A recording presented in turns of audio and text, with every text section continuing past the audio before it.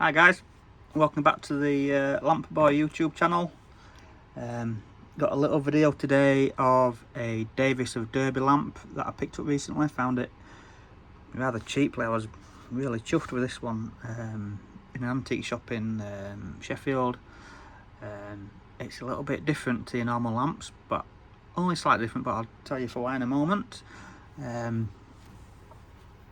It's a single gauze lamp which will be in use before 1913. The new Coleman regs of 1911 outlawed lamps that only had single gauzes. They came into law in the beginning of 1913. But this, so this was before 1913. Someone said to me, a respected collector said to me that he thought it was from 1880. The reason why that is that the bonnet is lockable and you can unlock the bonnet and remove it. So we'll go through that shortly. So it's a lamp. It's got a wire wick adjuster. A few other lamp manufacturers had this thing here where they had two other bars that were wide apart, and that was so that the bars didn't hinder the light output, so that it gave the collier more light to work from. And again, we talked about mining regulations a moment ago. The Mining Act outlawed lamps where you couldn't put a straight edge. If you couldn't put a straight edge across two bars with it without it touching the glass, and that was against the law. So obviously that straight edge there, you know, the glass is in the way of the straight edge in the bars, so that would become obsolete under the rule and outlawed. I was reading recently about fuel for these lamps, and in the Davis literature that I've got, it was saying that these lamps could burn a mixture of colza oil and paraffin.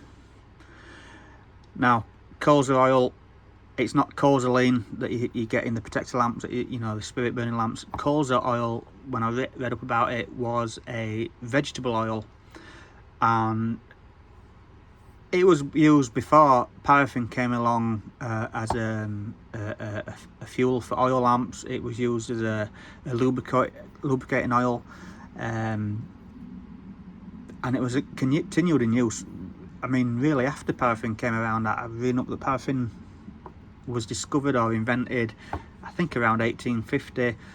Colza oil was used right up into the 1900s, until it was modified into vegetable oil that we know what is cooking oil now, basically. Right, so let's have a look at this lamp in a bit more detail. This one's got a Haspen staple lock. You could get them with a screw lock. We'll just undo that. Don't know if you can see that there. It's stamped up Davis, Derby.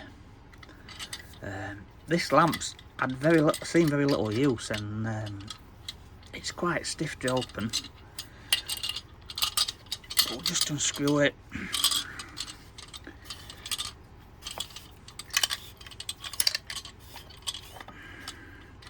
So you've got your burner ring there. You would unscrew that to take your burner out and change your wick and fuel it.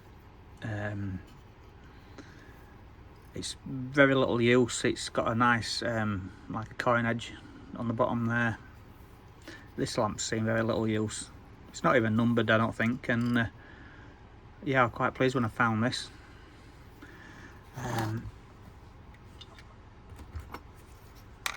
I'll undo the bottom.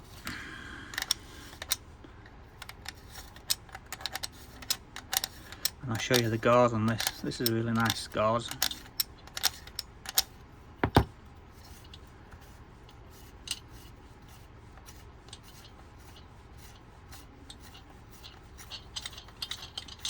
There we are.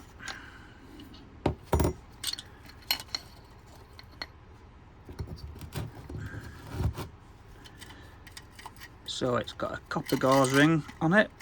Oh, hang on, just cut up there. So it's got a copper gauze ring there, but it's got a smoke cap on the top, and that's proper old nice gauze, is that? So I'm not sure what that smoke cap's about. It's like a double top of the gauze. I don't know if you can see that, but I don't know if you can just see some lines at the back of it there, but it's like a cap that fits on top, and I'm not quite sure what that is about. If anyone knows the answer, just let me know in the comments below. So yeah, single gauze. And then let's have a look at this lockable bonnet here. So you've got a screw in there. I've got a key actually from a different lamp that actually fits this. So we'll just unscrew this. Now the idea behind a lockable bonnet was that you could, so I'll tell you in a sec, but that's the actual lock. Just put that there. The idea behind this was that I'm guessing that the lamp man at the end of the shift, I don't even want to unscrew now. Give me a bit of brute force here. No, I'm not even going to unscrew that because that's stuck solid, but when I first got the lamp it did unscrew, but I don't want to unscrew now. Oh, here we are. God man, that's really tight. But I don't think this lamp was used when I bought it, but anyway, just unscrew that. There we are. Cool, that was tough. So that's your bonnet there, and it unscrews. And I think the idea was that basically at the end of the shift, when the lamp man had to inspect the lamps, he could just undo the bonnet and inspect the gauze. Just screw that back in there now. So there, that was the idea behind the lockable bonnet. Then obviously I think the rules changed where the lamp had to have a complete strip down after every use, after every shift. The lamp man had to strip down the lamp, check the gauzes, and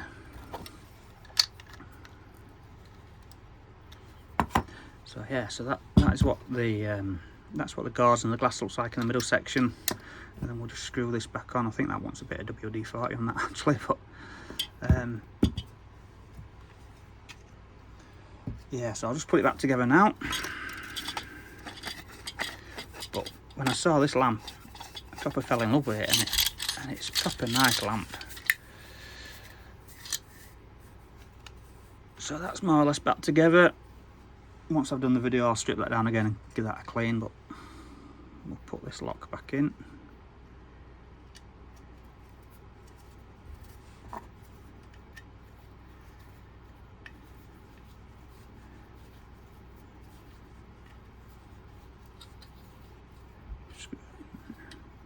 So that's in, that should be locked now. Right, so we'll get this lit. So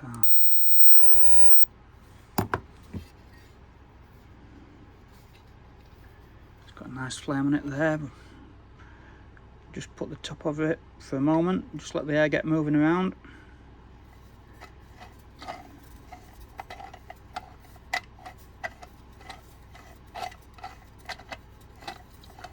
It don't want to screw together, but it will do it. There we are.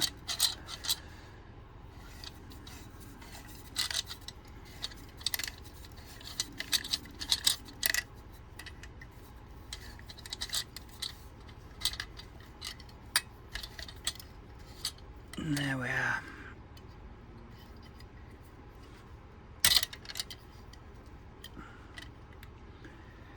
There. So we'll just turn that flame down a little bit with a pricker wire. There. So when I looked at my literature, I couldn't see a model number or whatever for this lamp, so I'm not sure what the model number is, but it's one of my favourites in my collection. So there you are, that's a Davis of Derby lamp from maybe 1880 from what I've been told. So any comments, just comment below in the box, and thank you again for watching and subscribing. Take care now, all the best, see you next time, bye bye.